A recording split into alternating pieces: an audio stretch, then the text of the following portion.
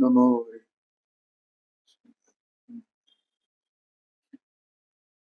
नमो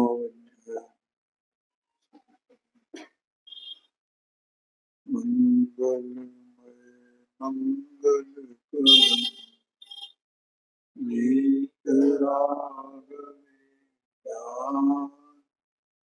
नमोताय याते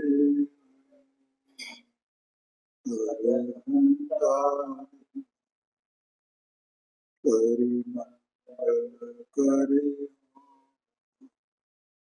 ग्रंथ कथन को पार याते निल समान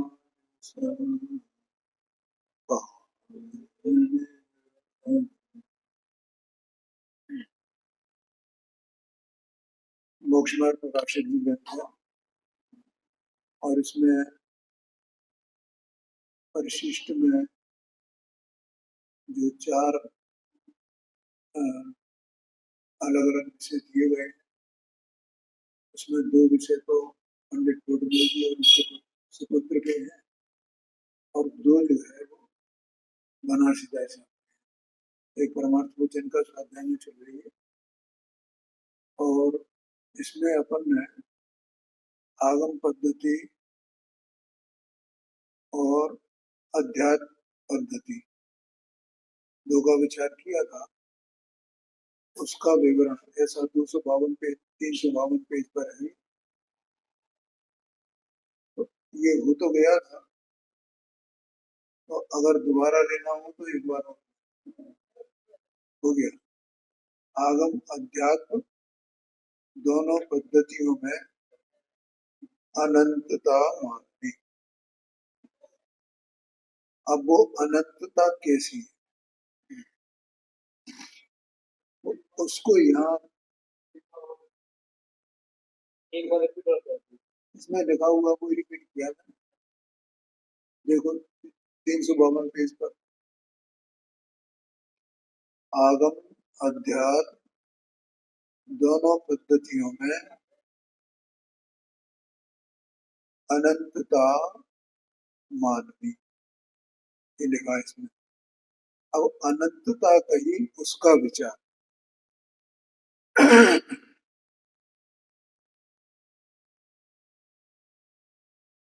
यहाँ कहते हैं देखो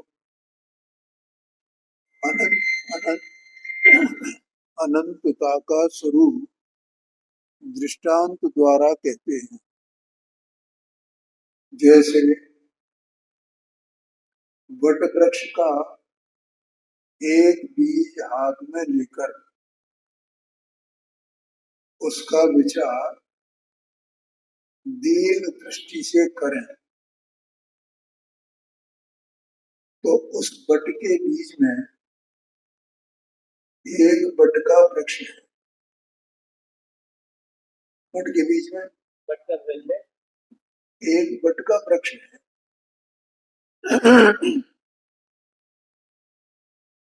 वह वृक्ष जैसा कुछ भावी काल में होनहार है,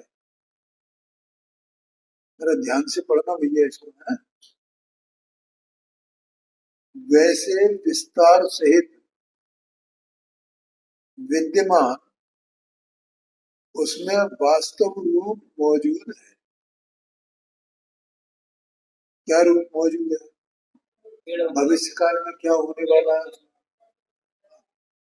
अनेक शाखा प्रशाखा पत्र पुष्प फल संयुक्त है। फल में अनेक बीज है, अनेक बीज होते हैं। इतना बताए फिर एक बार बढ़ते हैं। एक बीज बड़ वृक्ष का एक बीज अगर दीर्घ दृष्टि से देखें तो उस एक बीज में पूरा बड़ वृक्ष पड़ा हुआ, उसकी तना उसका तना उसकी शाखाएं प्रशाखाएं डालियां, ठीक है, और उनमें पत्ते फूल फल सब उसमें है क्या नहीं, कायम है। बीज में, ठीक है। अब वो उसमें फल लगे, फल फिर बीज वाले हैं, ठीक है। फिर उनका एक एक बीज में एक एक बड़ वृक्ष, एक बीज में, उसके एक बीज में फल तो बहुत लगे हैं उसमें। हाँ जी, एक बीज में, तो एक बीज में फिर वो एक बड़ वृक्ष, तो वहां कितने बीज हैं? असंख्यात, ठीक है। और उन सबका एक एक का कितना बड़ा बड़ा, कितने वो हो जाएंगे बड़ वृक्ष, फिर उनके बीज, फिर वो, तो वो अनंतता कहीं रुकती नहीं है, जिसका अंत ही नहीं है उसका नाम अनंत है ना। एक बड़ बीज, बड़ बड़ बड़ के बीज से एक एक कहते हैं। आगे कहते हैं इस प्रकार की अवस्था एक बट के बीज संबंधी विचार है। और भी सूक्ष्म दृष्टि दें तो जो जो बीज उस बट वृक्ष में है वे अंतर्गर्भित बट वृक्ष संयुक्त होते हैं। एक एक बीज बट वृक्ष संयुक्त है। इस भांति एक बट में अनेक अनेक बीज, एक एक बीज में एक एक बट, एक बट में अनेक अनेक बीज, ठीक है।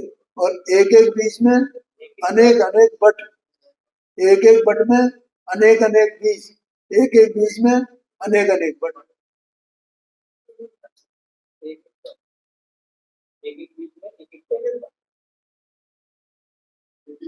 हाँ, एक एक बीज में एक एक बट,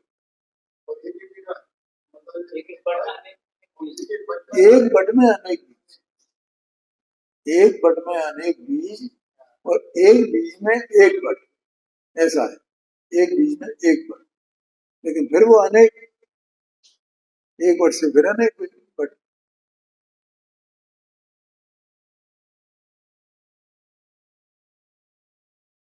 उसका विचार करें तो भावी नए प्रमाण से न बट वृक्षों की मर्यादा पाई जाती है, न बीजों की मर्यादा पाई जाती है। इसी प्रकार अनंतता का स्वरूप जानना, इसको अनंतता कहते हैं। इसका मतलब यह हुआ कि ये संसार है ना, तो कर्म और जीव दो, तो इन दोनों का आपस में ये संसार कब से है? वो बट का बीज कब से है? और कितने बट हो गए, और वे बट कब तक चलते रहेंगे?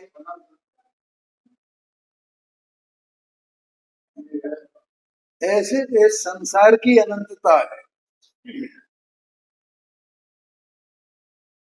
ठीक है। क्योंकि जीव एक और कर्म, तो वो जीव का जो परिणाम है, एक परिणाम, उससे अनेक प्रकार के कर्म होते हैं। हर समय इस जीव को कितनी प्रकृतियों का अनुभव हो रहा है? 7 प्रकृतियों का बंधन, आयु का छोड़कर 7 प्रकृतियों को एक एक समय बंद होगा। अब उनका उदय आएगा तो फिर वो परिणाम होंगे, फिर बंद हो, फिर परिणाम होंगे, फिर बंद हो।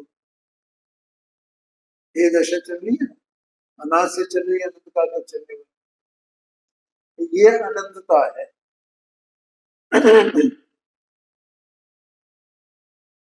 अब ऐसे ही जिसने शुद्धात्मा को जाना, ये तो संसार की पद्धति हो गई, आगम पद्धति हो गई। जिसने आत्मा को जाना, ठीक, तो आत्मा को जाना कैसे जाना उसने? भगवान की वाणी से। देव गुरु, धर्म, देवगुरु, शास्त्र, इनके स्वरूप को जानने से और इनसे उसने अपने आत्मा को जाना। अब इसने अपने आत्मा को जाना तो आत्मा को जान करके फिर ये शुद्धोपयोगी होगा। एक है ना ये। अब ये शुद्धोपयोगी, अब शुद्धोपयोग के द्वारा ये क्या करेगा, ये फिर अनंत बनेगा। अनंत बनेगा तो इसके निमित्त से कितने जीव अनंत बनने वाले हैं।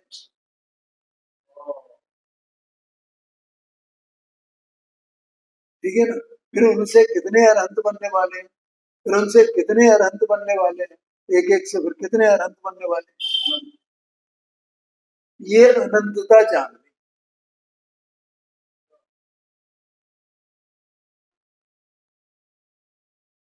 आया कि नहीं है। और ये कब से चल रही है और कब तक चलती रहेगी, ये है। हाँ जी, हाँ जी। तो लिखा ना, आगम अध्यात्म दोनों पद्धतियों में अनंतता मानने कहा। उस अनंतता के स्वरूप को केवल ज्ञानी पुरुष भी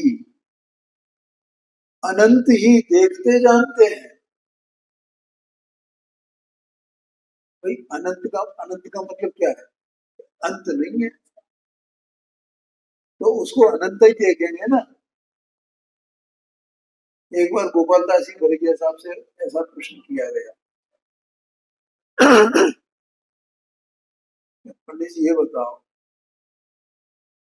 केवल ज्ञान में तो सब कुछ जानने में आता है,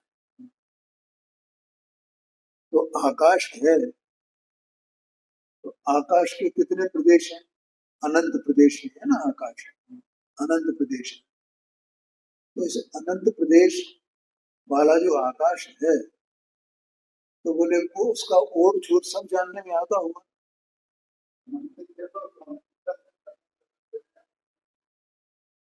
उसका ओर छोर जानने में आना चाहिए ना। केवल ज्ञान में, हमारे जानने में तो नहीं आता, लेकिन केवल ज्ञानी परमात्मा के तो जानने में आएगा ना कि कितना अनंत है, कहाँ इसका अंत होगा। उन्होंने उत्तर दिया, भैया जो अनंत है तो वो अनंत ही जानने में आता है, उसका और जो काम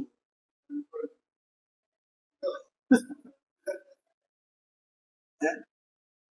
देखो आप कितनी गजब बात है, उसमें इस अनंत आकाश में ये लोकाकाश अधपर है ना पूरा का पूरा, है। हाँ, नीचे 7 पृथ्वियां नरक की, और ऊपर कहाँ 16 स्वर्ग, फिर 9 ग्रह, फिर 9 अनुदिश विमान, फिर 5 अनुत्तर विमान। कहाँ, तो कहाँ किसके आधार से है ये, किसके आधार से। मध्य लोक में असंख्यात द्वीप और असंख्यात समुद्र किसके आधार से है, ये मध्य लोक किसके आधार से है।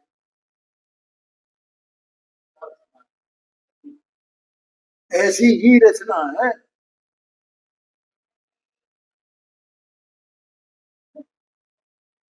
ये तो इन्होंने कल्पना की है, ये पृथ्वी वो शेषनाग के फन पर टकरी हुई है, फलाना है। तो ये कहाँ है, इसके ऊपर आकाश, इसके नीचे आकाश। नहीं, ये लोग नहीं जाते हैं जो चंद्रमा पे, तो पृथ्वी के चक्कर लगाते हैं।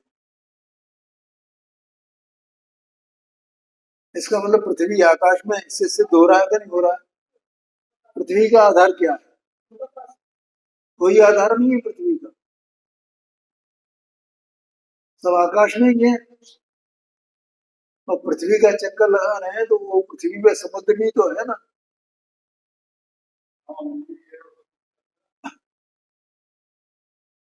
है? तो समुद्र का भी चक्कर लगा के नहीं लगा उसके साथ, बीच बीच में, बीच बीच में। हाँ, ये बात, तो हमारे भगवान ने तो अनंत काल पहले जान लिया था, और सिद्ध होता है नहीं। ओ, नदियां बह रही हैं, सभी हो रहा है, पृथ्वी पे ही तो है ना, और पृथ्वी के अभी चक्कर लगा रहे हैं उससे।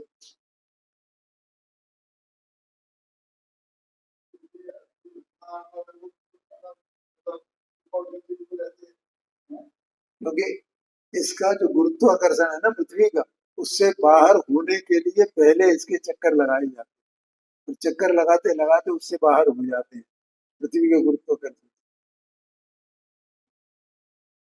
ये समझ।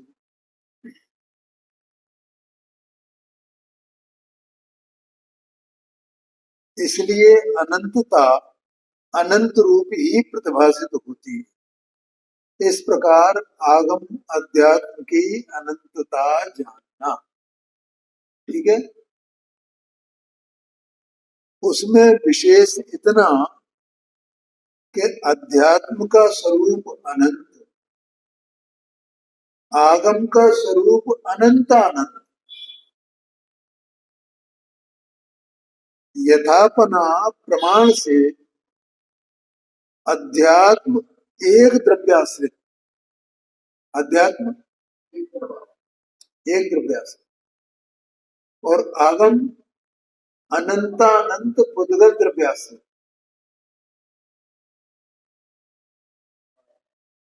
जीव के जो विकार परिणाम होते हैं, विकारी परिणाम, तो वो बिना पुद्गल के आश्रय की कैसे होंगे?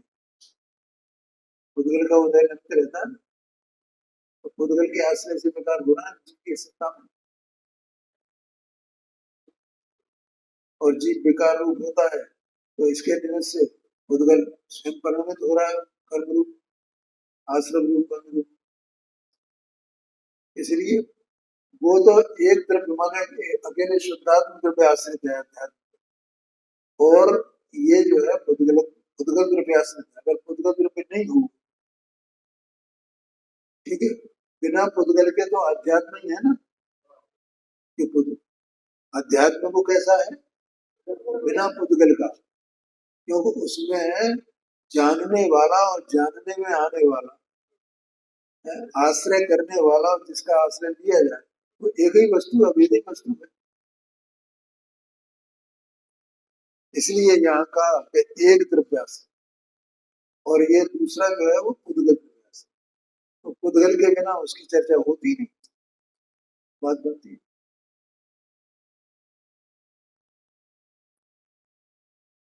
इन दोनों का स्वरूप सर्वथा प्रकार तो केवल ज्ञान गोचर है। अध्यात्म का स्वरूप और आगम का स्वरूप, दोनों पद्धतियों का स्वरूप केवल ज्ञान गोचर है। अंश मात्र मतिश्रुत ज्ञान ग्राह्य है। हाँ, मतिश्रुत ज्ञान माने सम्यक ज्ञान भी परोक्ष ज्ञान है, उसको ग्राह्य है, उसका माने वो जान सकता है। इसलिए सर्वथा प्रकार आगमी अध्यात्मी तो केवली, केवली भगवान आगम के भी ज्ञाता और अध्यात्म के भी ज्ञाता, सर्व प्रकार से। अंश मात्र मत श्रुत ज्ञान, देश मात्र ज्ञाता अवध ज्ञानी मन पर्य ज्ञानी। क्योंकि अवध ज्ञानी जो है उसे वो कर्म का ज्ञान होता है, अवध ज्ञान से उसका ज्ञान हो जाता है। यह तीनों यथावस्थित ज्ञान प्रमाण न्यूनाधिक रूप जानना, जैसा है वैसा भी उसको जानना, ये बात है। मिथ्या दृष्टि से न आगमी है न अध्यात्मिक, आध्यात्मिक तो वो है ही नहीं, आगमी भी नहीं है। समझ में आया ना, क्यों आगमी क्यों नहीं है? वो भले ही आगम पढ़े, 11 पूर्व का तक ज्ञान ज्ञान हुए उसे, तो भी वो आगमी नहीं। क्योंकि जीव चैतन्य वस्तु सत्स्वरूप है, उसके द्रव्य गुण पर्यायात्मक जो स्वरूप है उसका, और पुद्गल का स्वयं का जो गुण पर्यायात्मक स्वरूप है उसका, और उन दोनों का निमित्त निमित्त भाव, ठीक है भैया। और निमित्त निमित्त भाव को जानने का मतलब उसके निमित्त से आत्मा की अवस्था में जो विकार होता है, वो जो विकार को जानेगा वो उस निमित्त निमित्त भाव को जानेगा, ठीक है। और विकार को कौन जानेगा? जो स्व को जानेगा वो विकार को जानेगा।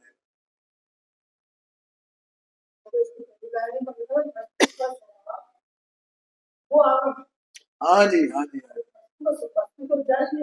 हाँ जी। नहीं नहीं, उससे नहीं है। हाँ, तो भैया समझ में आएगा।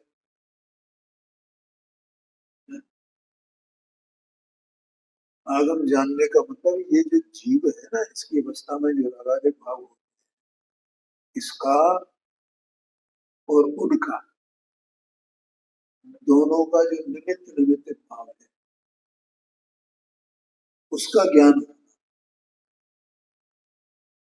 इसका मतलब है। क्योंकि वो वहां पर निमित्त निमित्त भाव का ज्ञान भी कब होगा? जब अपनी पद्धति में जो रागादिक होते हैं उनको जान। कल वो गुरुदर्शी का वो अपना पढ़ा था ना, उसका स्वाध्याय किया 3 नंबर के कलश, तो उसमें यही बात तो थी ना, माने वो कथनचित मेरा है, कथनचित मेरा। जब पर्याय पेक्षा से देखता है तो कथनचित मेरा है, ठीक है। और जब द्रव्य स्वभाव से देखता है तो वो मेरा नहीं है। बोलो क्यों बात है? क्या मेरा नहीं है? जो राग भाव वो मेरा है। वो पर्याय पेक्षा से देखे तो वो परिणाम तो गई हूँ ना, मेरे ही परिणाम है, किसी अन्य का परिणाम तो है नहीं, वो मुद्गल का परिणाम तो है नहीं। तो ऐसा वो जानता है सब, जैसा यथावत। इसलिए वो मिथ्या दृष्टि है, वो ये सब नहीं जानता। तो वो तो आगमी है ना आध्यात्मिक, ऐसा यहाँ पानी बहुत आ रहा है।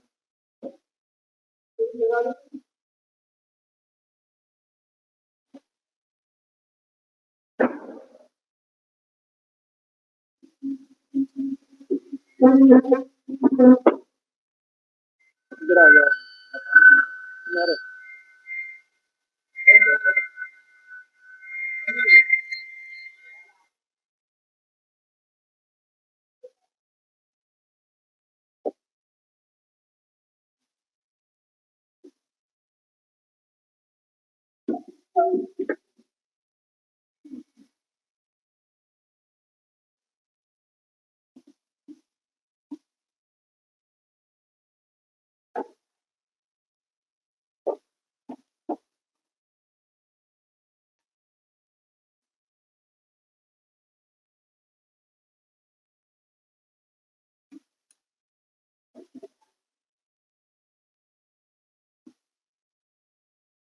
इसलिए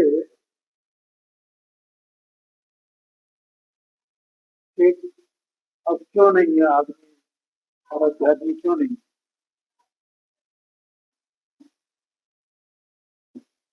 कथन मात्र तो ग्रंथ पाठ के बल से आगम अध्यात्म का स्वरूप उपदेश मात्र कहता है। क्या कहा? जो मिथ्या दृष्टि है ना,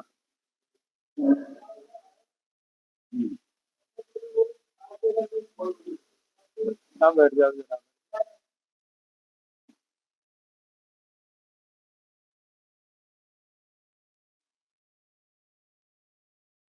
ग्रंथ पाठ के बल से माने शब्दों से जान करके आगम अध्यात्म का स्वरूप उपदेश मात्र कहता है। परंतु आगम अध्यात्म का स्वरूप सम्यक प्रकार से नहीं जानता। सम्यक प्रकार से नहीं जानता मतलब उनका जो निमित्त निमित्त भाव है उसको बराबर नहीं जानता है।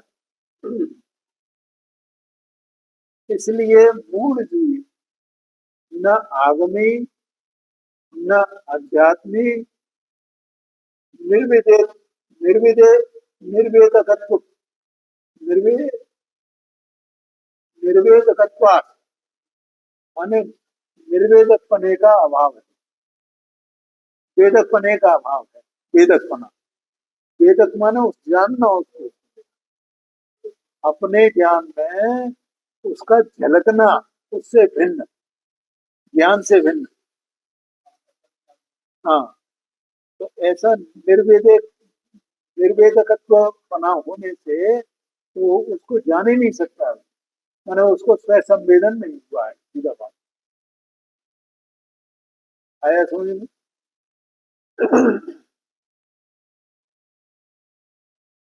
अब मूढ़ तथा ज्ञानी जीव का विशेषपना और भी सुनो। बहुत बढ़िया प्रकरण है। यानी जो जीव मिथ्या दृष्टि है, भले ही वो महाव्रतादि का भी पालन करता हो, अणुव्रत का पालन करता हो, अथवा सामान्य आचरण का पालन करता हो, स्वाध्याय करता हो, सब उपदेश भी करता हो, ये कह रहे हैं। तो लेकिन फिर भी उसको पंडित साहब ने यहाँ मूढ़ कहा। और ज्ञानी जीव दोनों की विशेषता, विशेष बना माने अंतर, उनमें क्या है वो सुनो।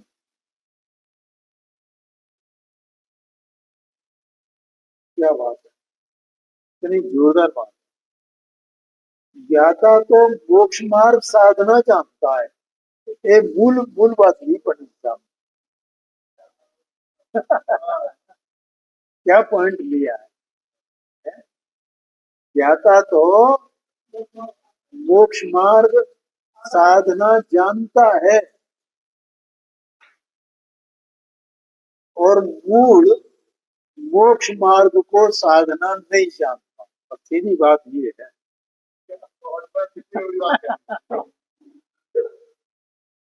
आया कि नहीं आया?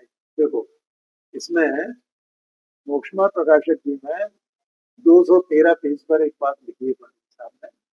सम्यक दर्शन, सम्यक ज्ञान, सम्यक चारित्र की परिभाषा की। वो परिभाषा क्या है? रागादि मिटाने का श्रद्धान, उसका नाम सम्यक दर्शन है। ये मोक्ष मार्ग साधना बता रहा हूं मैं आपको। 213 पेज निकालना।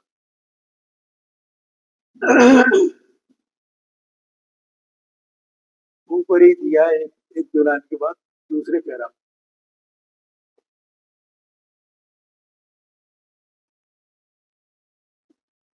मिला। रागादि मिटाने का श्रद्धा, उसका नाम सम्यक दर्शन। हाँ, 213।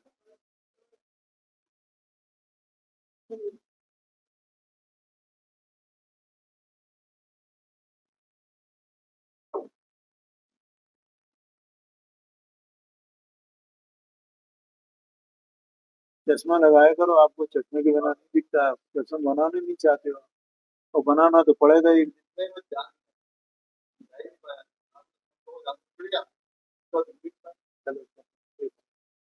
मिल गया। हाँ, देखो क्या लिखा है। हाँ, नहीं नहीं, 213 पेज पर देखो, मैं नाम बोला।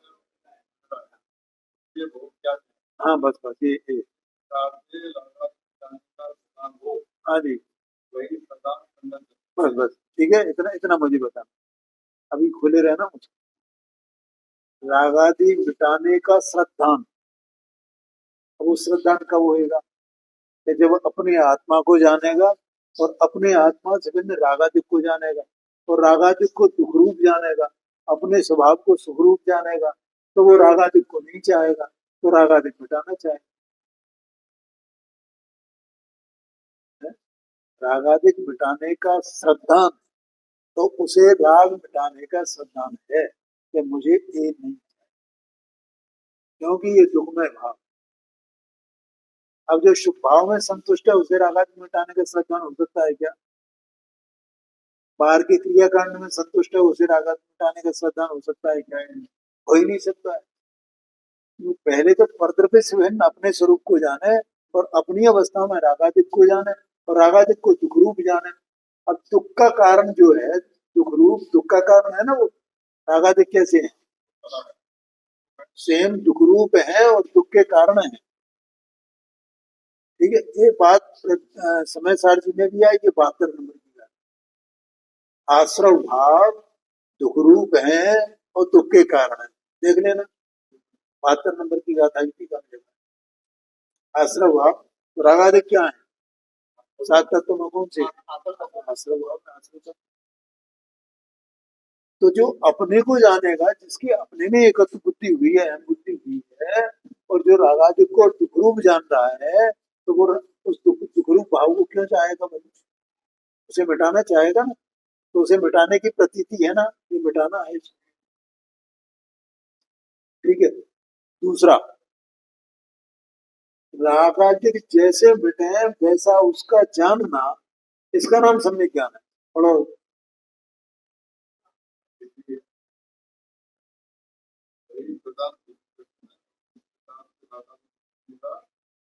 जानना होए, रागादिक मिटाने का जानना होए कि रागादिक कैसे मिटते हैं, इसका ज्ञान होए उसे, है? तो वो जानेगा कि मैं ये अपने स्वरूप में डटा रहूं तो ये रागादिक मिट जाएंगे। एक कला जानता है ना, जानता है उसको, ठीक, उसे पूरा भरोसा है उसका कि इससे रागादिक मिटते हैं, ऐसा जानना है। और रागादिक मिटाने का आचरण, उसका नाम सम्यक्चारित देखो लिखा है। तो रागादिक मिटाने का आचरण क्या है? शुद्धोपयोग करना। इसका मतलब वो मोक्ष मार्ग को साधना जानता है ना, ये कला है, ये कला है, लेकिन अज्ञानी है, उसको खबर ही नहीं है। ये इतनी जोरदार बात नहीं पड़ी साहब। सम्यक दर्शन, सम्यक ज्ञान, सम्यक चरित्र, ये सम्यक दर्शन ये है, रागादि मिटाने का साधन, उसका नाम सम्यक दर्शन, ये मोक्ष मार्ग है, है?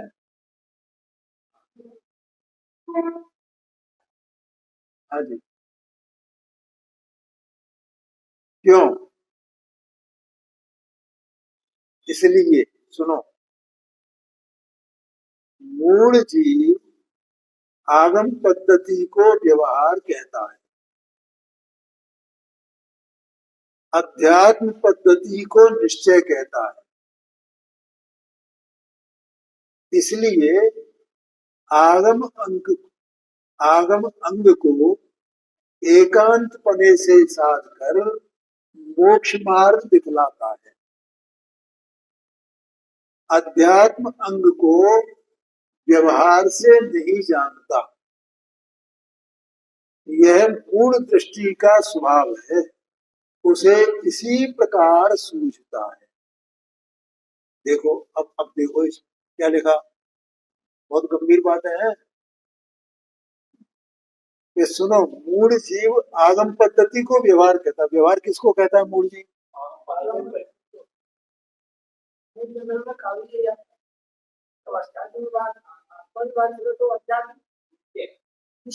हाँ जी,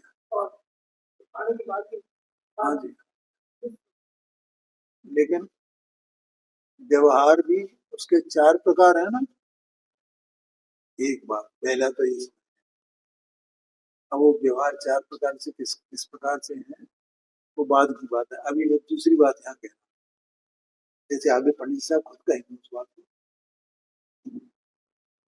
आगम पद्धति को व्यवहार कहता है, माने कि व्रत क्रिया कांड वगैरह ये, या कर्म की दशा, इसका नाम व्यवहार। किसी को कहता है ना वो व्यवहार, ये व्यवहार माने ये जो क्रियाकांड कहो या उसके जो शुभ विकल्प है, शुभ विकल्प है जिससे वो क्रियाकांड होता है, ये आगम पद्धति है ना, ये काय में जाएगा, आगम पद्धति में जाएगा। ठीक है। और अध्यात्म पद्धति में क्या जाएगा, पंडित साहब ने पहले लिखा है, इसलिए ये चर्चा की है। अध्यात्म पद्धति, अध्यात्म रूप शुद्ध चेतना पद्धति, ऐसा लिखा है ना पिछले पेज पर ऊपर, दूसरे पैरा की एक ही लाइन है वो, अध्यात्म रूप शुद्ध चेतना पद्धति, ऐसा लिखा ना।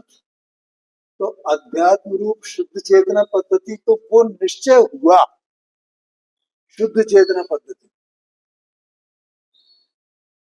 ठीक है। तो फिर व्यवहार क्या हुआ। हाँ। और मैंने अभी बताया कि व्यवहार 4 प्रकार का होता है, तो कौन कौन सा व्यवहार है, एक बात तो ये। अब दूसरी बात, जितना जितना निश्चय है, माने एक परम भाव, क्या कहते हैं उसको,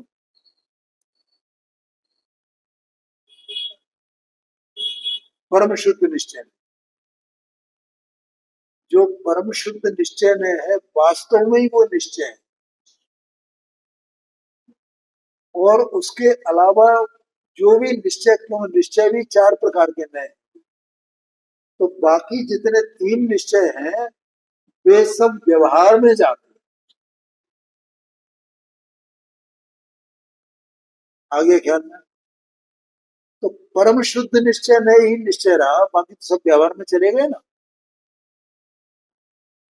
क्या भैया।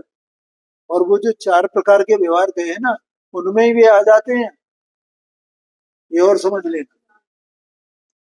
इसका मतलब निश्चय तो वही हुआ। ठीक है। अब ये जो आगम पद्धति है, उसको ये व्यवहार मानता है, और इसकी चर्चा भी आगम में आती है। और उसका आगम में जो चर्चा आती है ना, तो वो देखो 172 नंबर का था पंचाश का ज्ञास में चर्चा, तो वहां वो उसको साधक भाव कहा और इसको साध्य भाव कहा, निश्चय को साध्य भाव और उसको साधक भाव। ऐसा आज गुरदीप सिंह का आपने पढ़ा था ना।